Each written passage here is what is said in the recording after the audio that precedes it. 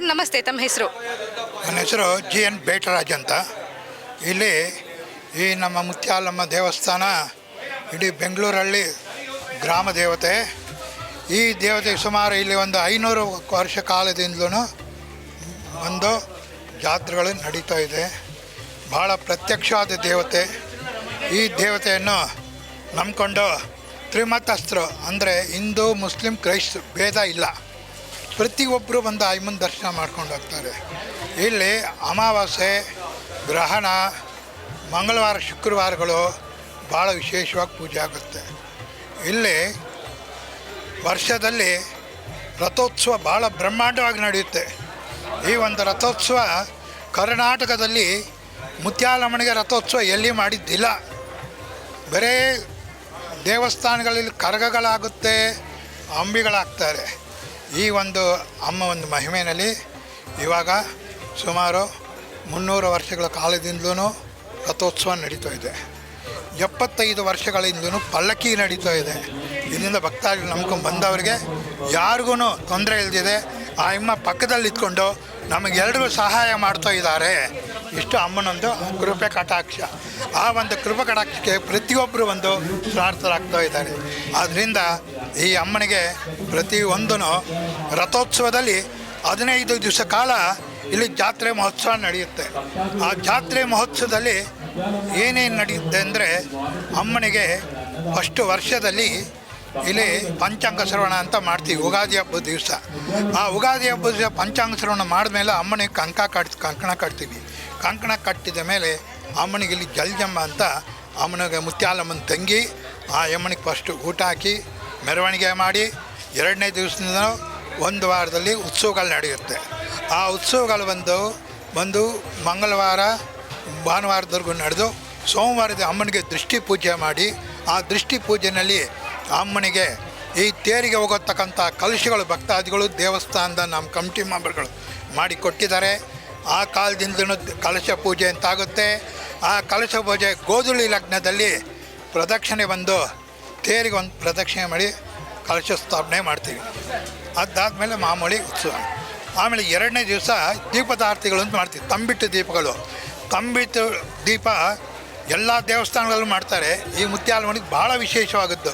ಅದು ಜಾತ್ರೆಗಿಂತಲೂ full power ಇರುತ್ತೆ.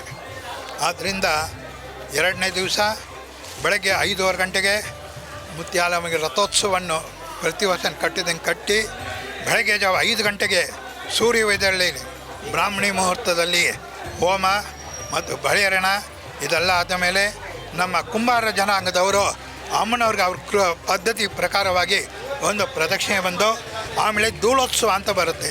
ಧೂಳೋತ್ಸವದಲ್ಲಿ 2 ಅಮ್ಮನವ್ರು ಬರ್ತಾರೆ. ಒಂದು ಮುತ್ಯಾಲಮ್ಮ, ಒಂದು ಉಟ್ಲಮ್ಮ ಅಂತ. ಉಟ್ಲಮ್ಮ ಅಂದರೆ ಚಿಕ್ಕ ಚಿಕ್ಕ ಮಕ್ಕಳಿಗೆಲ್ಲ ಕಂಟ್ಲಲ್ಲಿ ಕೈಗಳಲ್ಲಿ ಗಡ್ಡೆಗಳು ಬರುತ್ತೆ. ಆ ಗಡ್ಡೆಗಳು ನಿವಾರಣೆ ಮಾಡೋದಕ್ಕೋಸ್ಕರ ಆ ಅಮ್ಮನ ಪ್ರಾರ್ಥನೆ ಮಾಡಿಕೊಂಡು ಆ ಅಮ್ಮನಿಗೆ ಉಪ್ಪು, ಮೆಣಸು ಇದನ್ನು ಪ್ರಾರ್ಥನೆ ಮಾಡಿಕೊಂಡು ಶರೀರ ತಂಪವಾಗಿ ಇಡಿ ಅಂತ ಮೊಸರಾಗ್ತೀವಿ.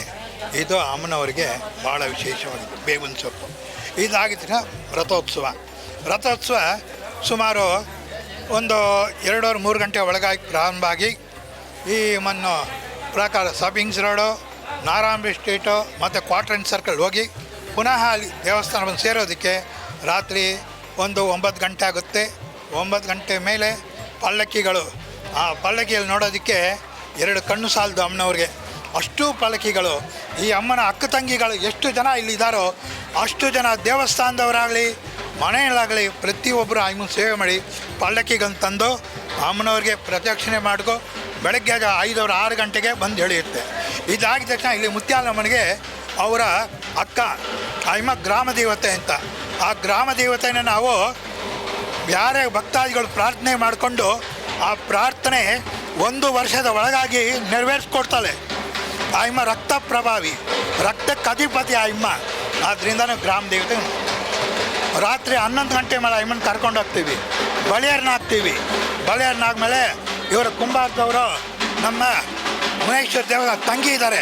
ಆ ತಂಗಿ ಜೊತೆಗೆ ಹೋಗಿ ಮಡ್ಲಕ್ಕಿ ತುಂಬಿಸ್ಕೊಂಡು ಬರ್ತಾರೆ.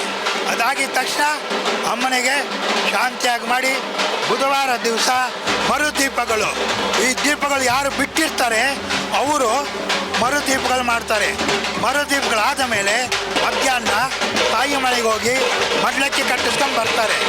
ಬಂದ ಮೇಲೆ ಎರಡನೇ ದಿವಸ ಶೈನೋತ್ಸವ ಮಾಡಿ ಅಮ್ಮನಿಗೆ ಉಯ್ಯಾಲೆ ಹಾಕಿ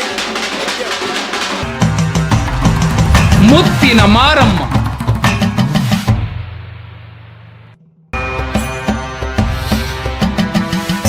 ಶ್ರೀ ಶಕ್ತಿ